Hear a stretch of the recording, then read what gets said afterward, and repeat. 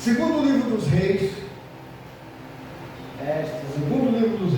capítulo 2. Vamos ler, fazer a leitura um pouquinho prolongada, mas vamos ler rápido para a gente ler e aproveitar aqui o nosso tempo. Tá? Segundo livro dos Reis, capítulo 2, a partir do verso 1.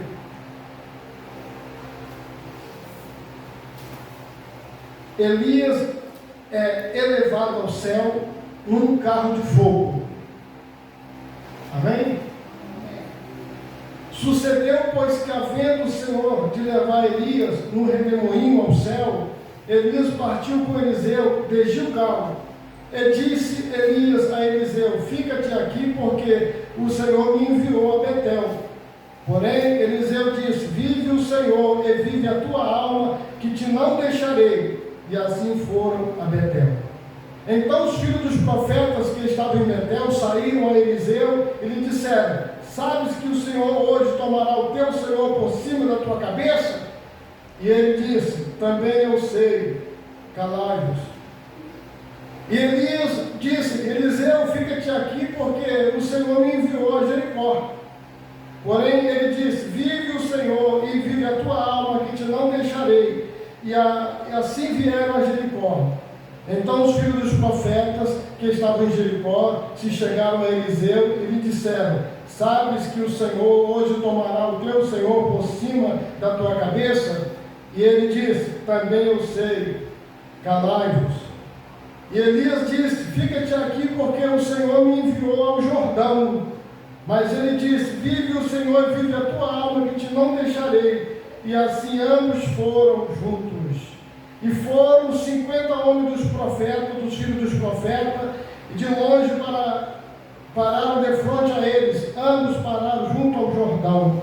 Então Elias tomou a sua capa e a dobrou e feriu as águas, as quais se dividiram para as duas bandas, e passaram ambos em seco. Sucedeu, pois, que havendo eles passado, Elias disse a Eliseu: pede-me o que queres que eu te faça, antes que seja tomado de ti. E disse Eliseu: peço-te que haja porção dobrada de teu espírito sobre mim. Ele disse: coisa dura pediste. Se me vires quando for tomado de ti, assim te se fará, porém senão não se fará. E sucedeu que, indo eles, andando e falando, eis que um carro de fogo, com um cavalo de fogo, os separou um do outro, e Elias subiu ao céu num redemoinho. E a igreja diga graças a Deus. Graças a Deus. Vamos fazer uma oração agradecendo o Senhor pela palavra, pedir que Ele venha mais uma vez se comunicar conosco aqui também na palavra de Deus. As boas-vindas aqui aos nossos irmãos que estão conosco hoje, nos visitando. Sejam bem-vindos em nome do Senhor Jesus.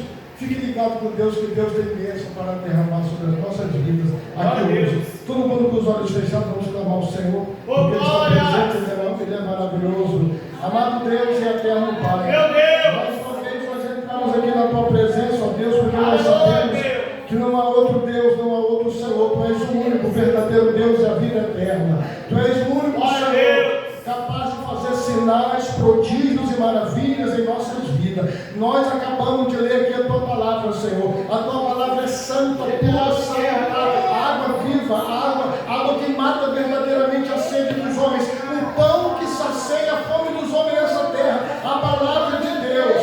Santifica tão somente nossos ouvidos aqui nessa noite, para que possamos não somente ouvir a palavra de Deus, mas guardá-la dentro de nossos corações, para não pecarmos contra o Senhor. Meu Deus, que a palavra do Senhor seja aplicada hoje, em nome do Senhor, e que o Senhor venha levantar vidas aqui hoje, pelo poder da palavra do nosso Deus, em nome do Senhor Jesus, para a glória de Deus, nosso Pai.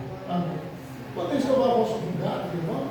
Enquanto você estiver se sentando, você desocupe as suas mãos, dê uma salva de palmas muito forte. Aleluia!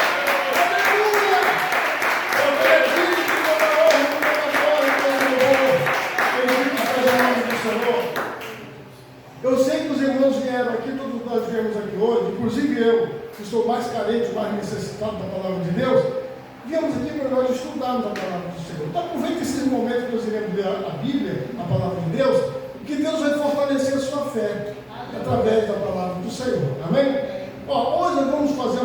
observação, na trajetória do Elias, o profeta Elias, eles estavam com Eliseu, né? Os dois saíram juntos. E vamos fazer uma pequena trajetória sobre os lugares por onde o Elias passou, antes dele ser arrebatado. Isso tem um significado para a nossa vida, como igreja do Senhor nessa terra. Mas antes de nós entrarmos diretamente na caminhada do Elias, eu queria fazer uma observação aqui para os irmãos, e é importante isso. Elias foi levado ao céu, olha só, para não ver a morte. Ele foi arrebatado por Deus para ele não provar a morte. Nós humanos, nós seres humanos, às vezes nós não conseguimos entender a mente de Deus. Às vezes eu não consigo entender os mistérios de Deus. Isso é profundo.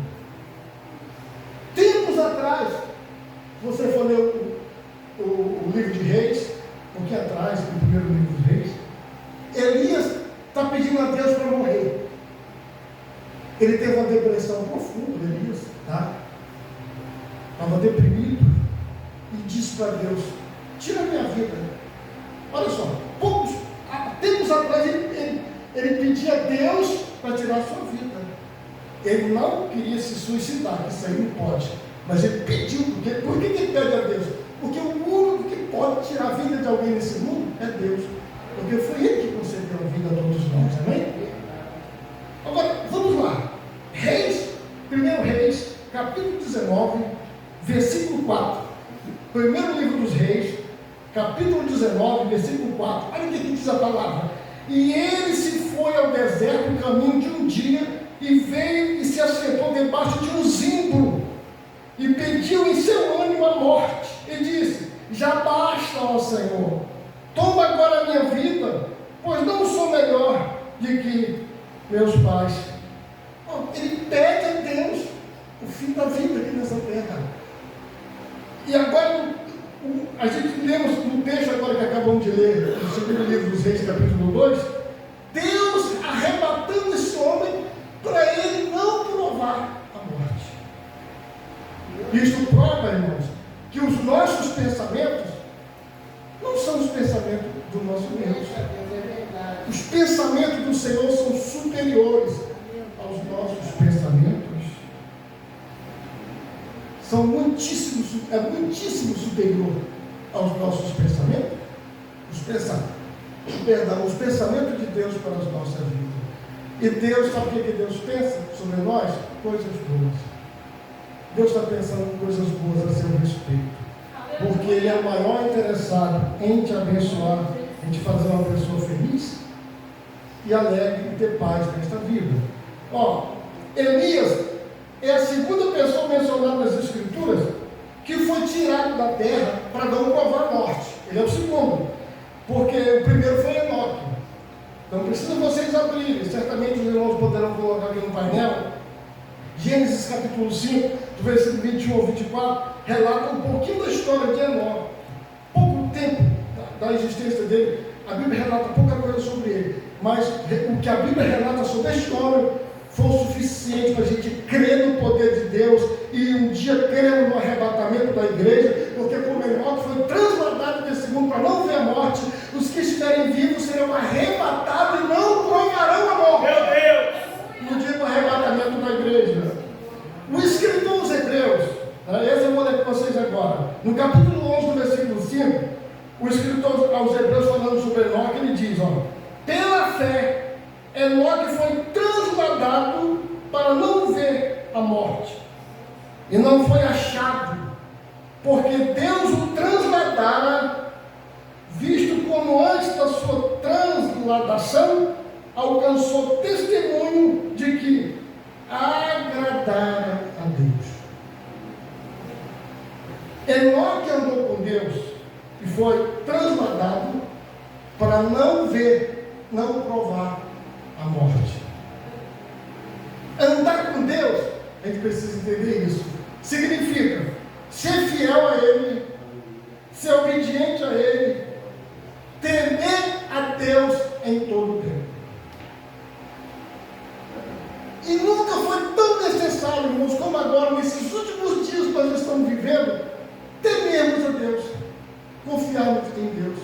Estamos vivendo momentos difíceis. O apóstolo Paulo fala isso a Timóteo: tempos trabalhosos, dias de angústia, dias de tribulação. Mas a nossa esperança é o Senhor. A nossa única esperança é o Senhor. E essa esperança que está viva dentro de nós não podemos esmorecer ou deixar essa esperança morrer, porque nós estamos aguardando o arrebatamento da igreja também. Esses dois homens, o Enoque e o Elias, são tipos da igreja, são tipos do arrebatamento da igreja do Senhor. Você acredita no arrebatamento? Tem gente que não crê mais no arrebatamento da igreja, mas eu creio porque a palavra de Deus é fiel e ela se cumprirá na nossa vida. Você que crê, levanta a tua mão e agradece a Deus. Louvado seja o nome do Senhor. E agora, irmãos, vamos observar os dias antes do arrebatamento de Deus. O que aconteceu com Elias? Dias antes do seu arrebatamento. Observe isso. Por onde nós passamos, o lugar em que frequentamos e o que praticamos, o que vemos, muitas vezes define o caráter do cristão que nós somos. Por onde passamos, o que nós praticamos, o que os nossos olhos estão vendo, o que os nossos ouvidos estão ouvindo, onde nossos pés estão andando, muitas vezes define o caráter de nós, servos de Deus, como cristãos nessa terra. Rumo ao lugar e ao dia do seu arrebatamento, Elias passou em alguns lugares, e é isso que nós iremos observar agora. E o primeiro de onde ele sai, de onde ele parte, é um lugar chamado Gilgal. Tem um significado para a nossa vida espiritual. Gilgal em hebraico quer dizer círculo, né? O sentido da palavra em hebraico de Gilgal quer dizer círculo.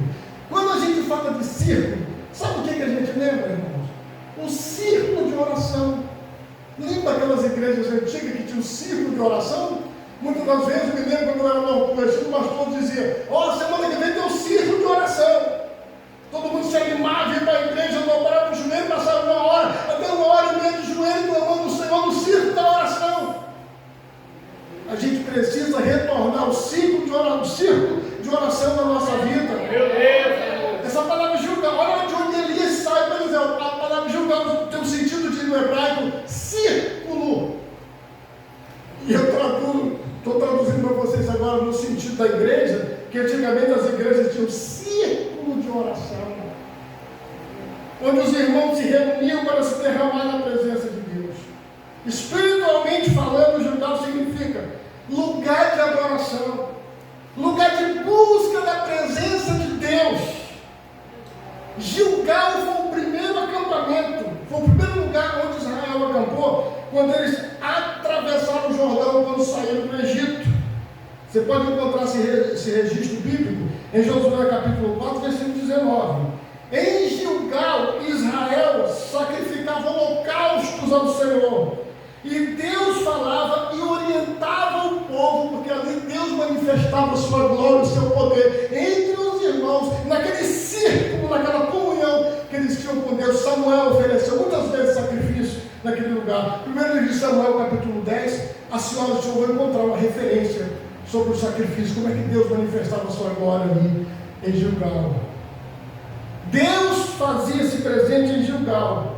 E deixa eu falar uma coisa boa para você: Deus está presente aqui nessa noite. E nós estamos aqui acampados diante do Senhor. Estamos reunidos nesse círculo de oração aqui hoje, buscando a presença de Deus. E quando nós nos reunimos aqui perante o Senhor, a gente adora a Deus, a gente ora, a gente canta, a gente faz a obra do Senhor, a gente recebe a mensagem de Deus. E se o Senhor quiser nos exortar, a gente recebe a exortação com alegria. E se Deus quiser nos fortalecer, recebemos a força de Deus, porque aqui é como se fosse Gilgal, o lugar onde Deus fala e orienta o seu povo. Receba a orientação de Deus.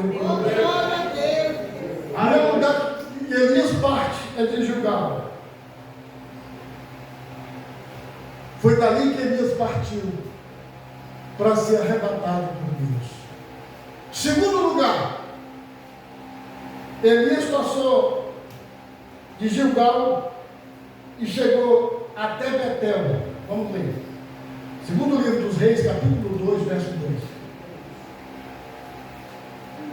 E disse Elias a Eliseu: fica-te aqui, porque o Senhor me enviou a Betel. Porém Eliseu disse: vive o Senhor e vive a tua alma, que te não deixarei. E assim foram para onde? Betel. Foram para Betel.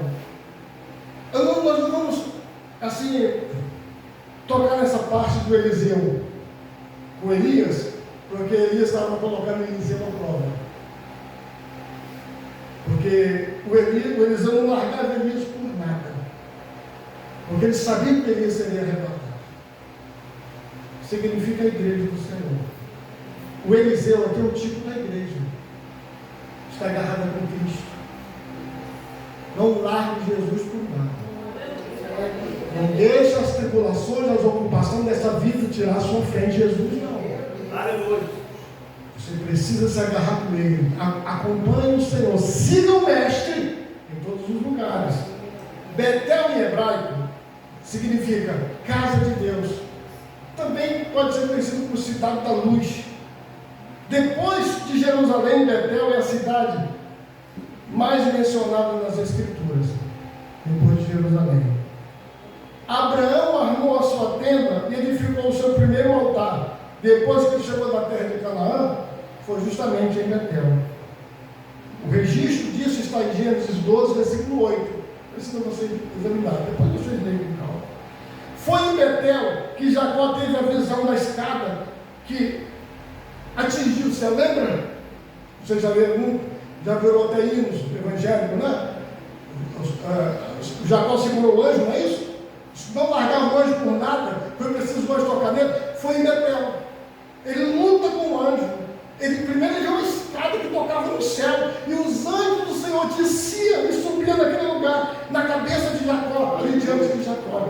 Jacó fica admirado e grita: esse lugar não é outro senão a casa de Deus.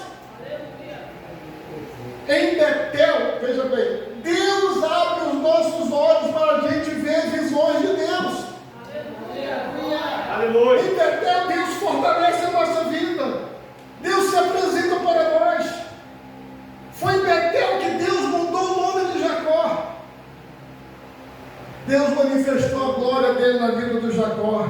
Foi na cidade de Betel, naquela região de Betel, quando ele orava e clamava a Deus na sua aflição, fugindo do seu irmão. Ele via a glória do Senhor. Aos Colossenses capítulo 3, versículo 1 e 2, Paulo diz o seguinte: portanto, se vocês já ressuscitaram com Cristo, buscai as coisas que são de cima, onde Cristo está sentado à destra de Deus. Olha aí, nós temos que Jacó olhou e viu a escada e viu o anjo descendo. Olhe para cima que você vai ver Deus em sua vida. Aleluia. Não olhe para a vida dos outros, não repare nada de ninguém. Olhe para Deus, olhe para Jesus, porque Ele é o autor e consumador da nossa fé. A sua fé deve estar unicamente nele, no Senhor, porque Ele é o único que pode nos ajudar e nos tirar de todos os tormentos dessa vida. Para Ele você deve olhar e colocar a tua fé no Filho de Deus.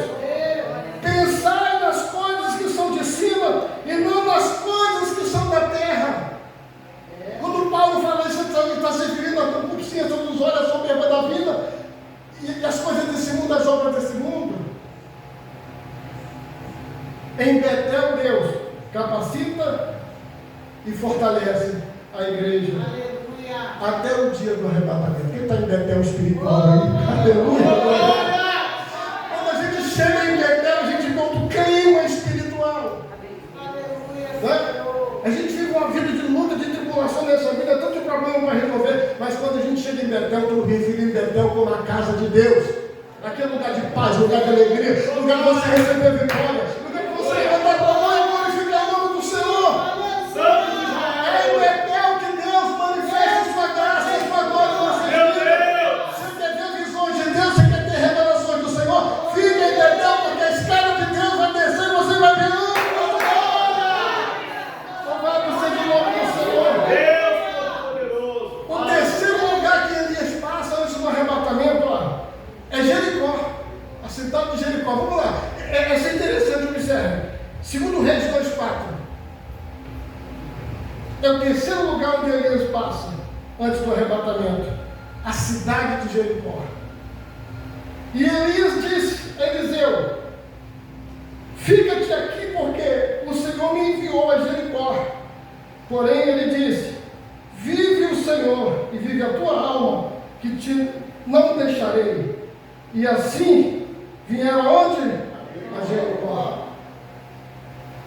A cidade de Jericó, a palavra cidade de Jericó, o nome Jericó, dá o significado de fragrância, lugar de perfumes, né? Uma cidade, Jericó era uma das cidades mais antigas do mundo. Foi uma das primeiras civilizações do mundo antigo, foi a cidade de Jericó. Em Deuteronômio capítulo 34, versículo 3, está escrito que ela era conhecida como cidade das palmeiras. Era um lugar lindo, as pessoas paravam para ver Jericó, as pessoas passavam, no lugar de passagem, as pessoas admiravam Jericó. Lugar de fragrância, perfumes, especiarias, palmeiras, lugar de mananciais.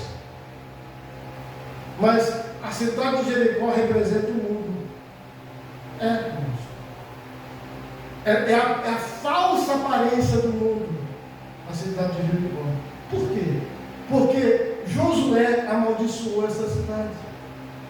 A cidade de Jericó causou muito problema para Josué. Foi um dos momentos da vida dele que ele teve mais, passou por mais lutas, que ele chegou a ponto, irmão, dele desafiar até o anjo do Senhor, sem querer, sem saber. E todos os dias ele olhava para Jericó, tentando encontrar uma forma de vencer Jericó, porque a cidade era murada. Os antigos dizem que passavam por cima da muralha de Jericó um carro. Você vê a largura da muralha. E quando Deus falou: vou te entregar essa cidade em tuas mãos, meu servo Josué. Deus falou: já está entregue na tua mão, mas a articulação para você derrotar essa cidade está nas tuas mãos. Deus já lhe deu a vitória, tá, irmão? Agora você precisa ter articulação. Deus já disse que a senhora vai ser vitoriosa, que você vai vencer, as muralhas vão cair por terra. Mas você tem que ter estratégia de Deus, sabedoria do Senhor.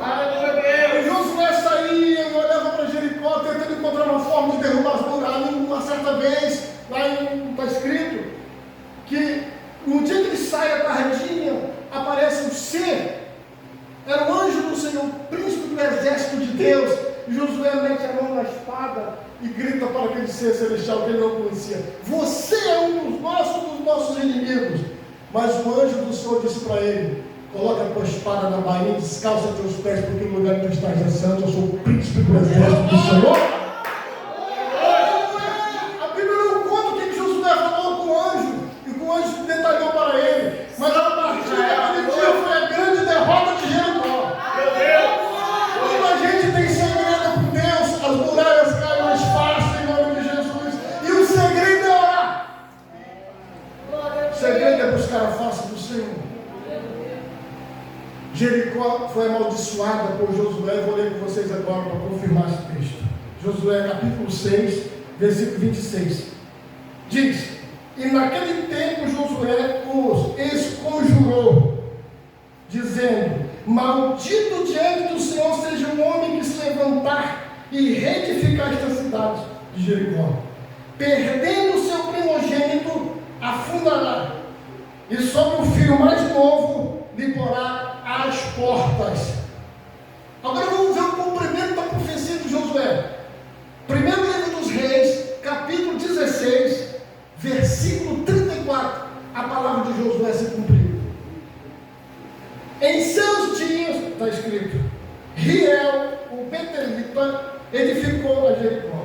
Morrendo Abirão, seu primogênito, e afundou. E morrendo Segube, seu último, pôs as suas portas, conforme a palavra do Senhor, que falara pelo ministério de Josué, filho de Nun. A palavra que sai da sua boca não sai vazia. A palavra que Deus coloca na tua boca, Deus vai ver lá para cumprir a palavra, porque Deus não mente, Deus não falha, Deus faz com que a sua palavra se cumpra em nossas vidas. Deus se prometeu alguma coisa, aguarde que no tempo certo vai acontecer na sua vida.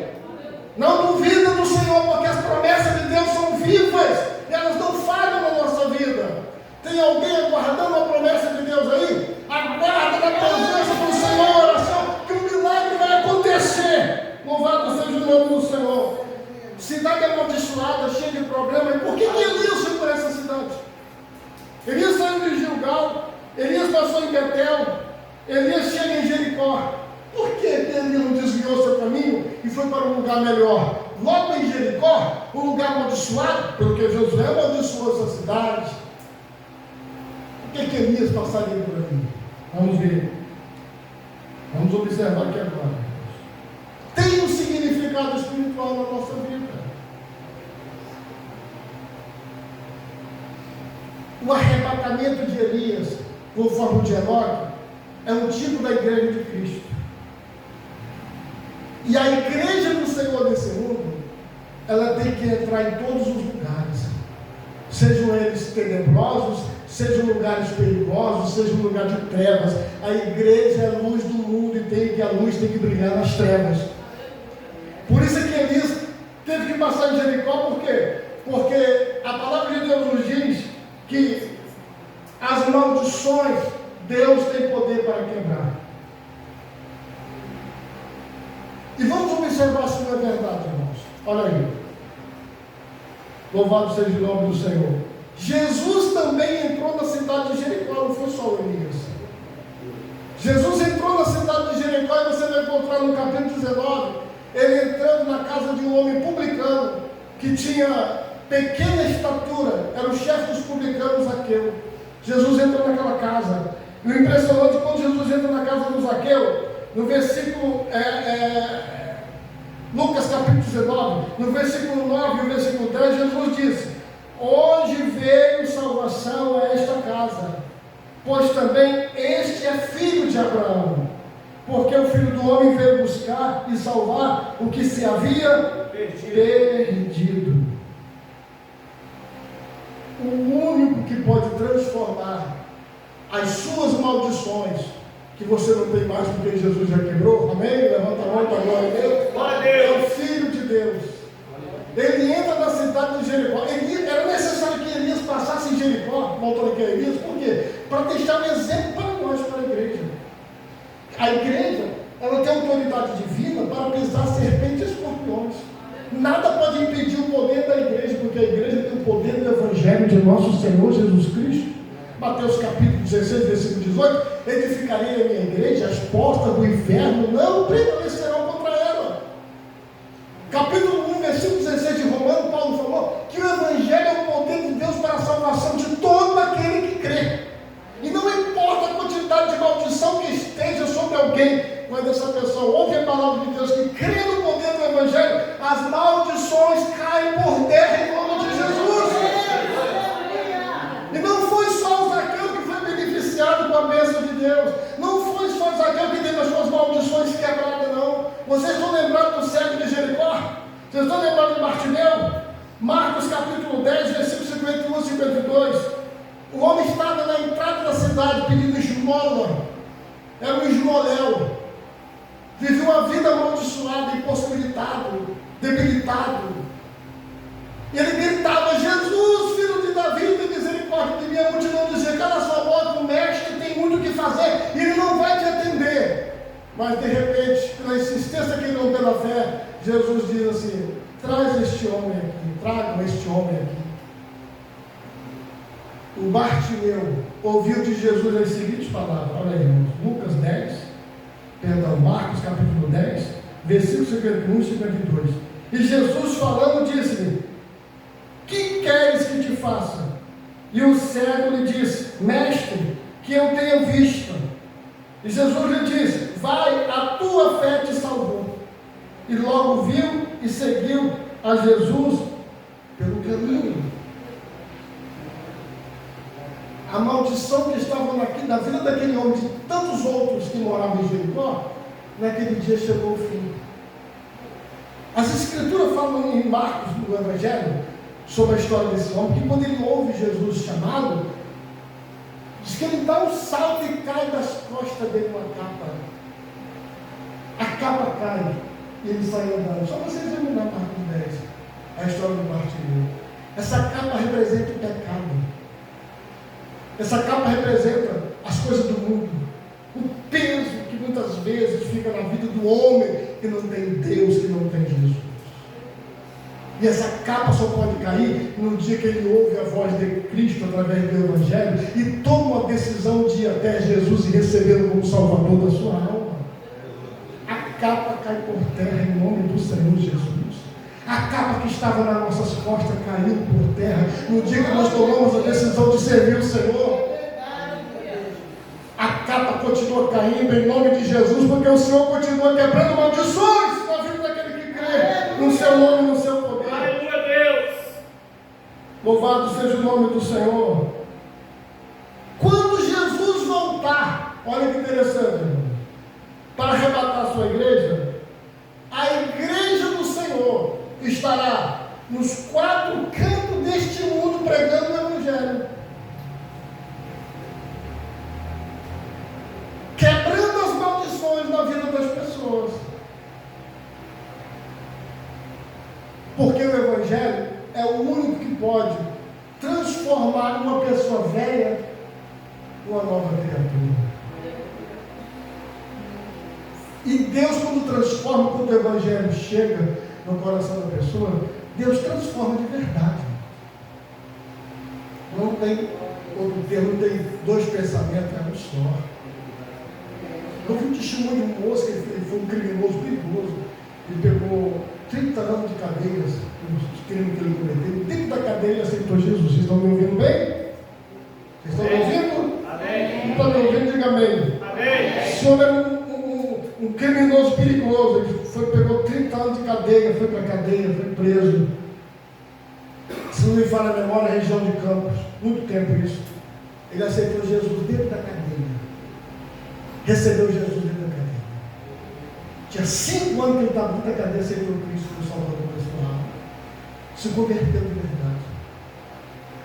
E um dia,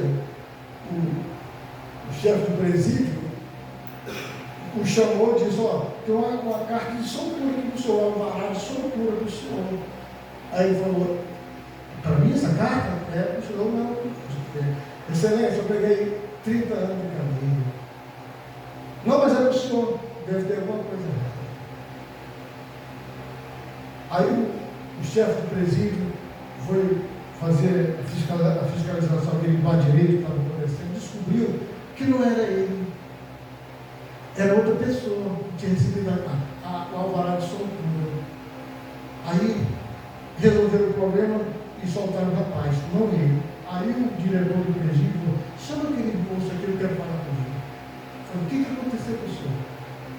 Quem é o senhor? Aí o cara contou a história dele e falou: hoje eu sou um cristão. Mas o senhor poderia ter recebido esse alvará no lugar daquele moço e ir embora? Ele disse para o diretor do presídio: eu aceitei Jesus para ser um cristão de verdade. Deus perdoa meus pecados, agora eu sou uma nova criatura em Deus. E Deus me deu missão para pregar a palavra dele dentro desta cadeia. E esse alvará não era meu. Olha que homem justo, irmãos.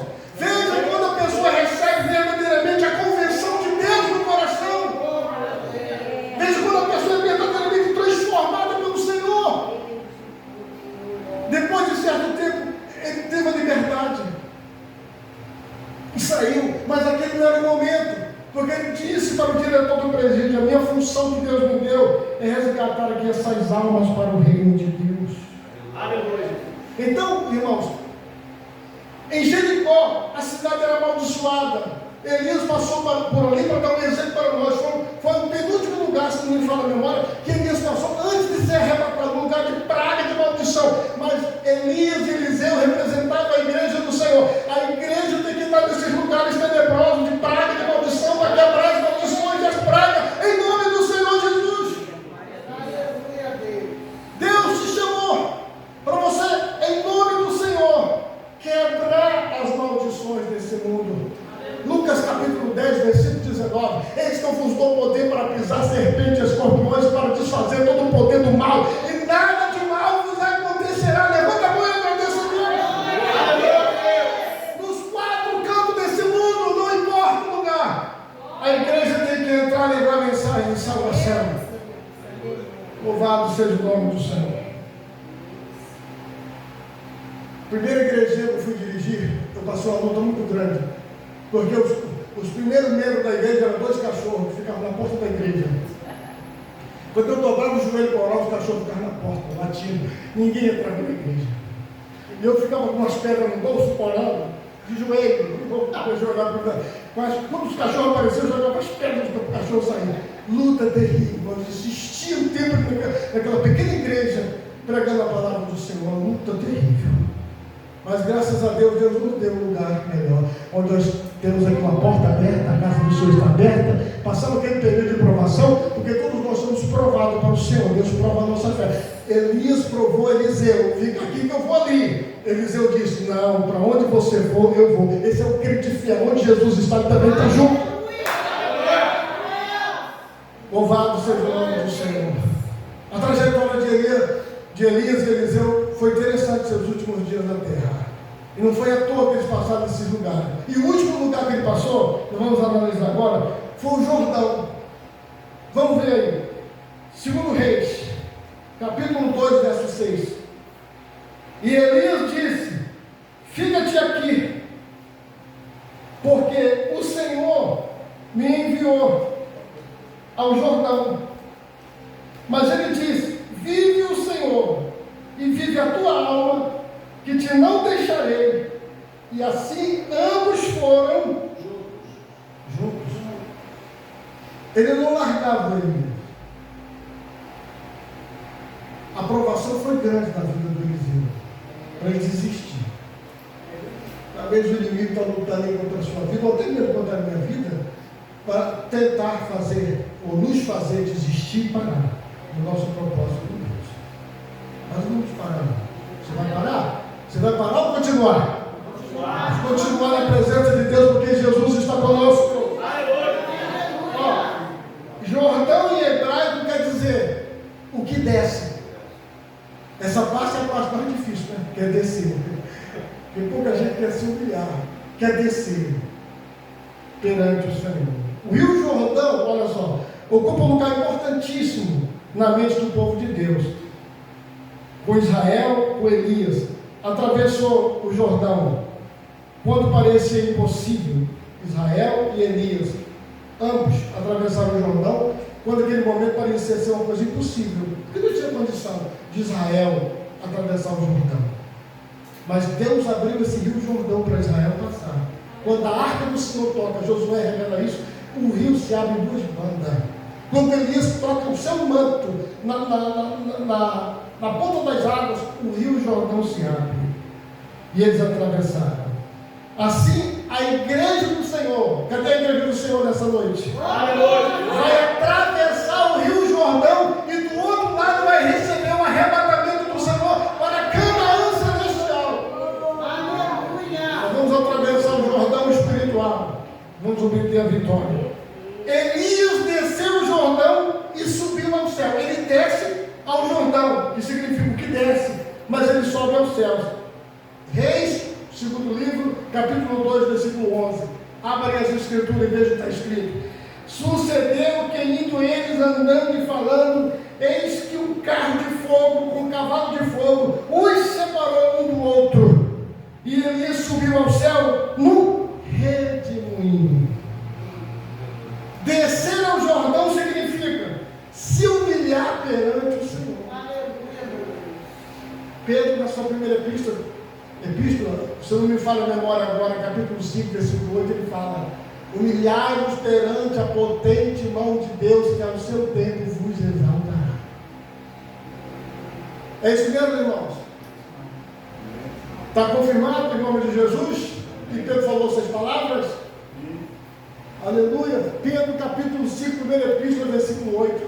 Capítulo 5, versículo 8. Sendo só vigilante, porque o diabo nosso adversário derrolou, levando como leão, buscando que ele possa tragar. Mais adiante tem um verso que ele fala: humilhai-vos perante a mão do Senhor, que é o seu tempo. Versículo 6. Né? Pedro, primeira epístola, capítulo 5, verso 6. Já foi importante. Eu peguei o verso 8. Por que foi importante o 8? Porque o ungido do maligno na nossa vida não vai surtir efeito, porque o leão da tribo de Judá está do seu lado. Nós vamos defender e nos dar vitória.